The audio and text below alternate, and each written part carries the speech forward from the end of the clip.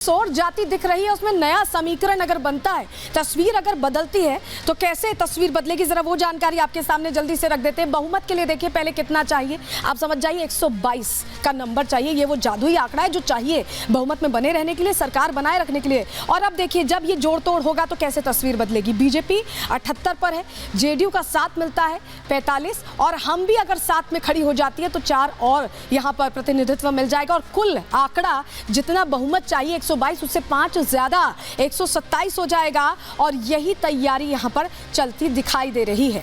लेकिन ये जो तस्वीर बदलनी है ये कब बदलेगी, इसको लेकर अभी थोड़ा इंतजार है। लेकिन जो अभी अंदर खाने से जानकारी सामने आई है वो हमने आपको बताई। लेकिन बिहार में अपने अपने दांव खेले जा रहे हैं, क्योंकि सबको लग रहा है, आरजेडी को खासतौर से ये लग रहा है कि अब सब कुछ खिसकता जा रहा है, दरकता जा रहा है हाथों से।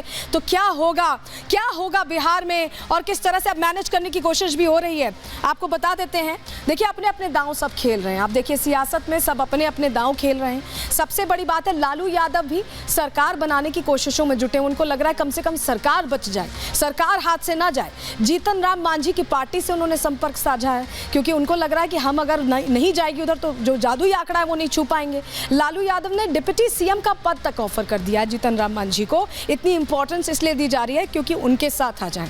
कांग्रेस और लेफ्ट के भी संपर्क में है लालू यादव। कोशिश यही है कि किसी भी तरह बस सरकार बचा ले अपनी। AIMIM से भी लालू ने संपर्क साधा है। सोचिए कोशिशें कितनी लालू यादव कर रहे हैं, सूत्रों के हवाले से जानकारी हम आपको दे रहे हैं। लेकिन क्या ये कोशिशें रंग ला पाएंगी, असर ला पाएंगी, ये तो वक्त ही बता पाएगा। जिस तरह से कहा जा रहा था कि कुछ ना कुछ बिहार में चल रहा है, कुछ तो सियासी खिचड़ी पक रही है, इसका अंदेशा जाहिर किया गया था जीतन राम मांझी की तरफ से पहले ही। और अब जीतन राम मांझी बहुत ही कॉन्फिडेंटली कह रहे हैं कि मैंने जैसा कहा था वैसा ही हुआ है। दोनों बयान सुनवा देते हैं आपको। जो हमने कहा था कि खेला होवे, खेला होई और खेला होखे, तो आप देखिएगा कि 25 तारीख के बाद कोई न कोई खेला होगा। हाल ही में हमने ऐसा कहा था 30-31 तक, 25 तक कुछ न कुछ बिहार में परिवर्तन होगा। और उसका आधार यही था कि गत दिनों में नीतीश कुमार राजद के खिलाफ बहुत सारी बातों को कहने का उन्होंने काम किया है। नीतीश कुमार के दिमाग में बात आई थी या दिमाग में बात लाई गई थी कि आपको हम भारत के प्रधानमंत्री का भावी उम्मीदवार बनाएंगे विपक्ष पार्टियों की ओर से। वो भी उनका सपना टूट गया। तो देखिए ये जो कुछ हुआ है इसकी पटकथा बहुत पहले लिख दी गई थी। 29 दिसंबर की वो तारीख थी जब ये पटकथा लिखी गई। हम ऐसा क्यों कह रहे हैं आपको तस्वीर के जरिए दिखाते हैं और समझाते हैं, आपको बेहतर तरीके से समझ में आएगा। चलिए तस्वीर देख लीजिए।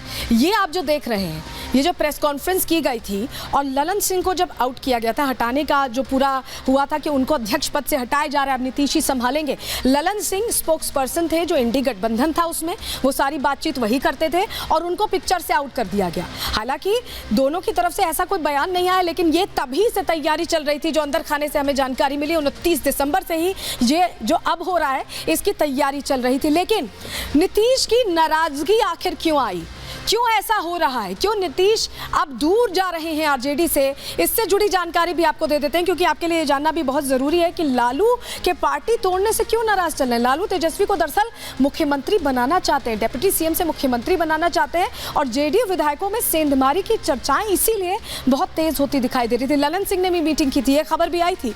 24 विधायक टूटकर आरजेडी में शामिल हो सकते थे और नीतीश इस बात को लेकर नाराज है, गुस्से में है। नीतीश को डर लग रहा था कि तख्ता पलट हो सकता है और ये वो बिल्कुल भी होने नहीं देना चाहते थे।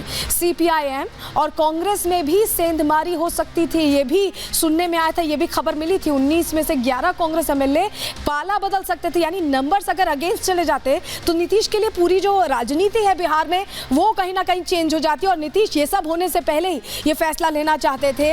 तो जो कयास लगाए जा रहे हैं अगर वो वाकई बिहार में सच होने वाला है, नीतीश इस्तीफा अगर दे देते हैं तो आगे क्या होगा, आखिर लोकसभा में किसका पलड़ा भारी होगा, कैसे तस्वीर बदलेगी लोकसभा में, रिपोर्ट के जरिए आपको पूरी जानकारी देंगे।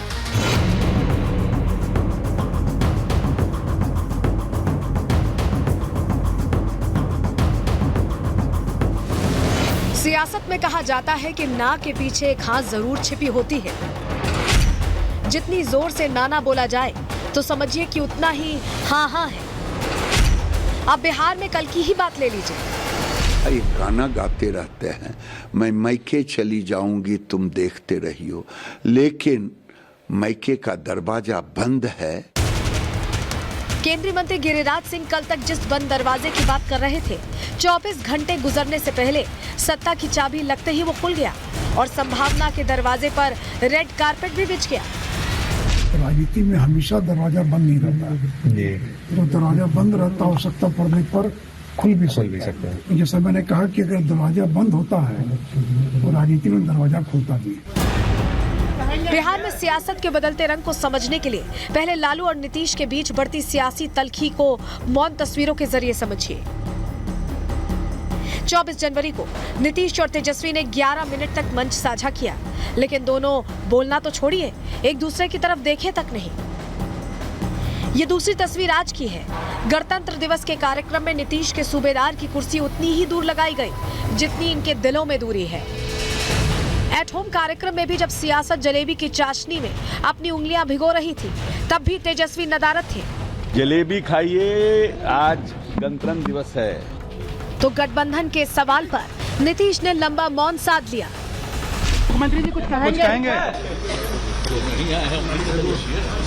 मुख्यमंत्री जी कुछ कहेंगे?